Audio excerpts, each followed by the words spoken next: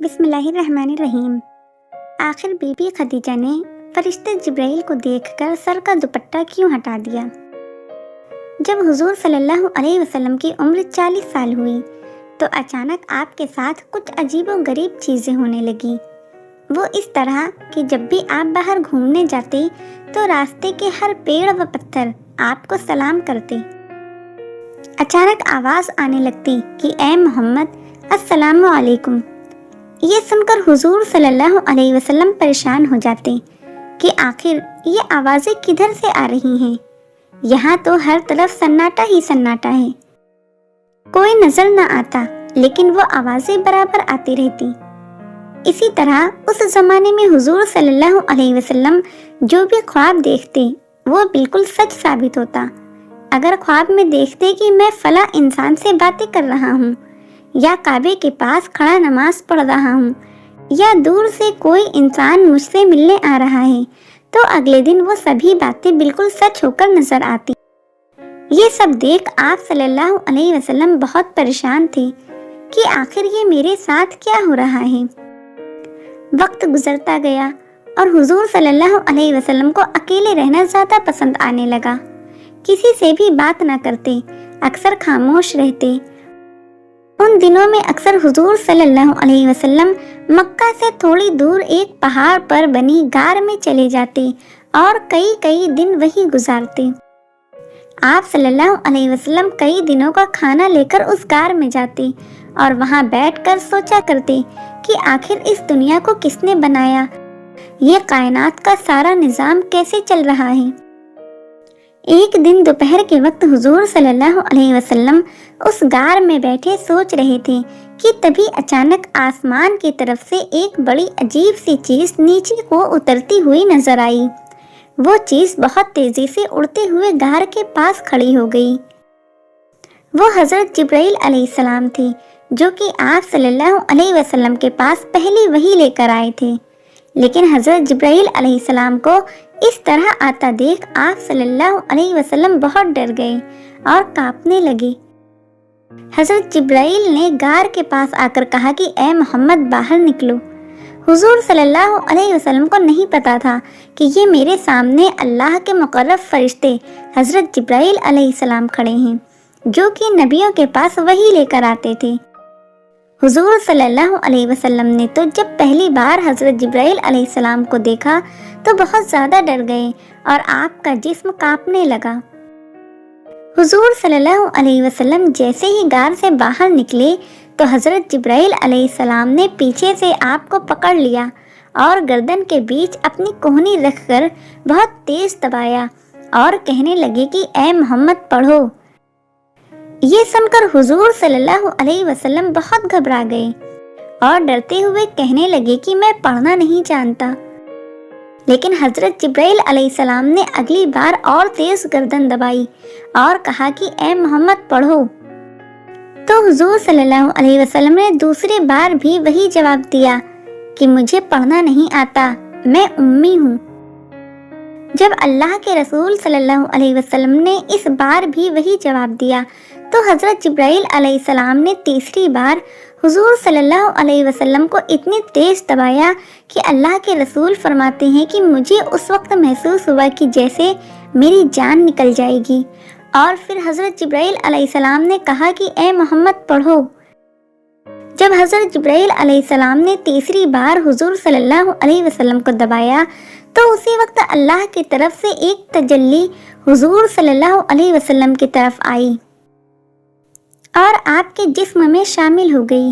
وہ تجلی سے ایک ایسی طاقت تھی کہ جس کی وجہ سے حضور صلی اللہ علیہ وسلم وحی کے بوجھ کو برداشت کر لیتے، ورنہ قرآن میں اللہ نے فرمایا ہے کہ اگر اس قرآن کو ہم پہاڑ پر بھی نازل کر دیتے تو شاید پہاڑ بھی اسے برداشت نہ کر پاتا اور ریزہ ریزہ ہو کر ختم ہو جاتا۔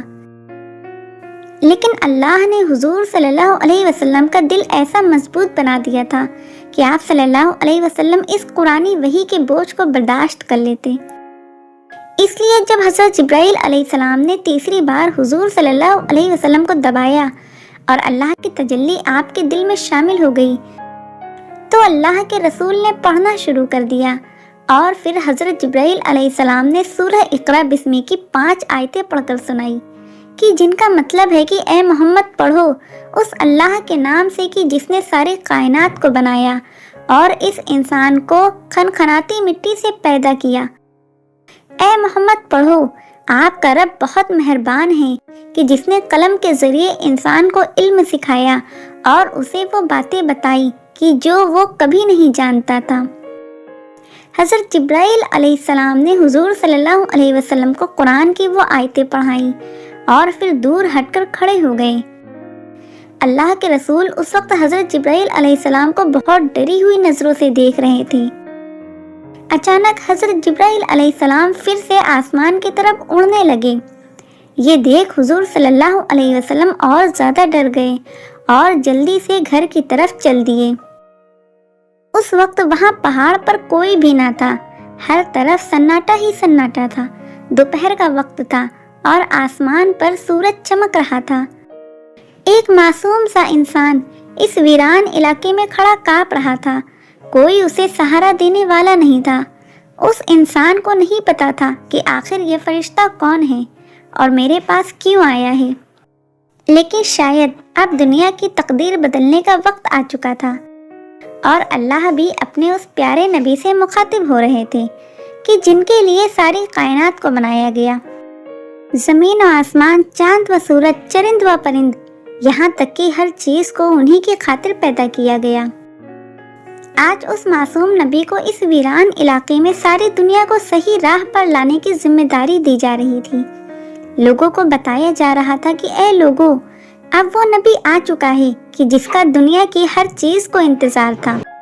وہ نبی آ چکا ہے کہ جس کی دعاؤں پر آسمانوں کے سارے فرشتے اس کی مدد کرنے آ جائیں گے۔ ہمارے نبی حضور صلی اللہ علیہ وسلم اس وقت پہاڑ پر کھڑے حضرت جبرائیل علیہ السلام کو آسمان کی طرف جاتا دیکھ رہے تھے اور آپ کا سارا جسم کانپ رہا تھا۔ جب حضرت جبرائیل علیہ السلام آنکھوں سے غائب ہو گئے تو آپ صلی اللہ علیہ وسلم جلدی سے پہاڑ سے نیچے اترے اور تیز قدموں کے ساتھ اپنے گھر کی طرف چل دیے۔ اس وقت گھر میں آپ صلی اللہ علیہ وسلم کی 3 بیٹیاں اور بی بی خدیجہ تھیں۔ جیسے ہی ان سب نے حضور صلی اللہ علیہ وسلم کا چہرہ دیکھا تو آپ اتنا زیادہ ڈرے ہوئے تھے کہ جسم کانپ رہا تھا۔ یہ حالت دیکھ کر حضرت خدیجہ دوڑتی ہوئی پاس پہنچی اور کہنے لگی کہ آپ کو کیا ہو گیا؟ اللہ کے رسول صلی اللہ علیہ وسلم نے کوئی جواب نہ دیا۔ ساری لڑکیاں پریشان تھی کہ پتہ نہیں آج میرے والد کو کیا ہو گیا ہے، وہ اتنا ڈرے ہوئے کیوں ہیں۔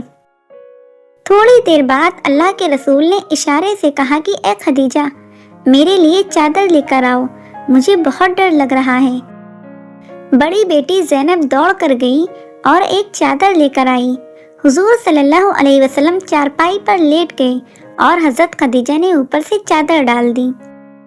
بہت دیر بعد جب حضور صلی اللہ علیہ وسلم کی کچھ حالت ٹھیک ہوئی تو آپ چارپائی سے اٹھی اور حضرت خدیجہ نے پنکھے کی ہوا دیتے ہوئے پوچھا کہ آپ کو کیا ہو گیا تھا؟ تو حضور صلی اللہ علیہ وسلم نے بیوی کو ساری باتیں بتا دی اور پھر وہ آیتیں بھی پڑھ کر سنائی جو حضرت جبرائیل علیہ السلام نے سکھائی تھی۔ اس کے بعد حضور صلی اللہ علیہ وسلم کہنے لگے کہ اے خدیجہ، مجھے اپنی جان جانے کا خطرہ ہے۔ تو یہ سن کر حضرت خدیجہ رضی اللہ تعالی عنہا کہنے لگی کہ ایسا ہرگز نہیں ہو سکتا۔ میں اللہ کی قسم کھا کر کہتی ہوں کہ اللہ آپ کی عزت کو کبھی داغدار نہیں کرے گا، کیونکہ آپ غریبوں کا سہارا بنتے ہیں، بھوکوں کو کھانا کھلاتے ہیں، یتیموں کی کفالت کرتے ہیں اور پریشان لوگوں کی مدد کرتے ہیں، تو آپ کا اللہ آپ کو کبھی ضائع نہیں ہونے دے گا۔ لیکن حضور صلی اللہ علیہ وسلم کی گھبراہٹ کم نہیں ہو رہی تھی، تو حضرت خدیجہ رضی اللہ تعالی عنہا نے کہا کہ آپ پریشان نہ ہوں، چلو میرے ساتھ میرے چچا کے لڑکے ورقہ بن نوفل کے پاس چلو، وہ پرانی کتابوں کے ماہر ہیں، مجھے یقین ہے کہ وہ آپ کے بارے میں ضرور کوئی اچھا مشورہ دیں گے۔ پیارے دوستو، اس کے آگے کا واقعہ انشاءاللہ جلد ہی اپلوڈ کیا جائے گا، کہ جس میں بتایا جائے گا کہ جب دوسری بار حضرت جبرائیل علیہ السلام हुजूर सल्लल्लाहु अलैहि वसल्लम के पास आए तो उन्हें देखकर हज़रत खदीजा ने अपने सर से दुपट्टा क्यों हटा दिया था, और फिर अल्लाह के रसूल सल्लल्लाहु अलैहि वसल्लम अपने आप को पहाड़ के नीचे गिराने की कोशिश क्यों करने लगे। दोस्तों, अगर आपको ये वाक़या अच्छा लगा हो तो इसे लाइक, शेयर और चैनल को सब्सक्राइब ज़रूर कीजिएगा। अल्लाह हाफिज़।